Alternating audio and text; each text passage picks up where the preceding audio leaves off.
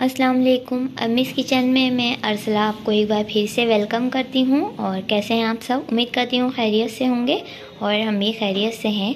और आज अम्मीज़ किचन में बहुत ही मज़ेदार सी जो है रेसिपी बन रही है। आज हम मज़ेदार से वाइट वाले शलजम गोश्त बनाने जा रहे हैं। आप लोग इंग्रेडिएंट नोट कर लीजिए। वाइट शलजम बनाने के लिए हमने आधा किलो जो है ये वाइट शलजम लिए। इनको इस तरह से इसकी छिलका उतार के इस तरह से वॉश करके काट लिया है।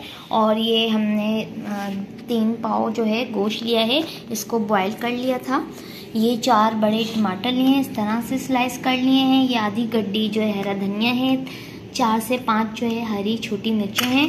2 टेबलस्पून ये पिसी हुई लाल मिर्च पाउडर, 1 टेबलस्पून हल्दी और ये एक बड़ी प्याज ली है। चलिए स्टार्ट करते हैं। ये 1 कप कुकिंग ऑयल ले लिया है, इसमें ये प्याज डाल दी है।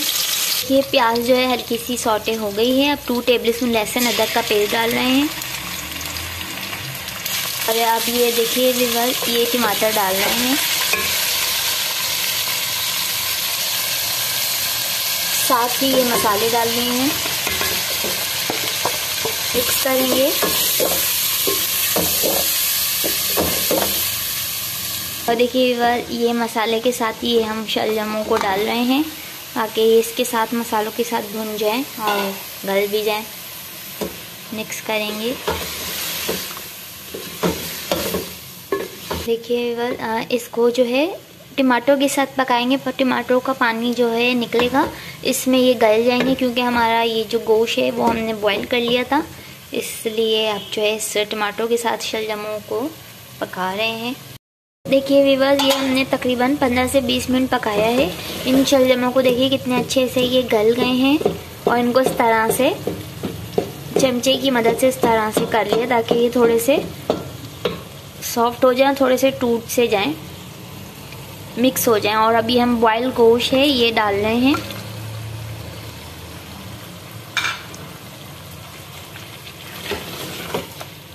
देखिए व्यूअर्स, ये हमने गोश्त डाल के हम अब इसको और मज़ीद 10 मिनट पका लेते हैं और फिर ये डन हो जाएगा मज़ेदार सा शलजम वाइट शलजम गोश्त। 10 मिनट के लिए ढक के इसको रख रहे हैं।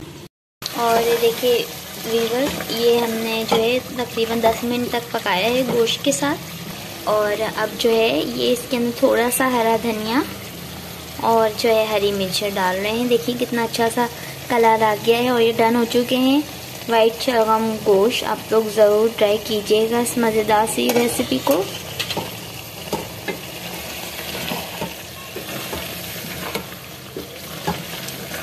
देखिए व्यूअर्स, ये डन हो गई मज़ेदार से शलजम गोश्त की रेसिपी।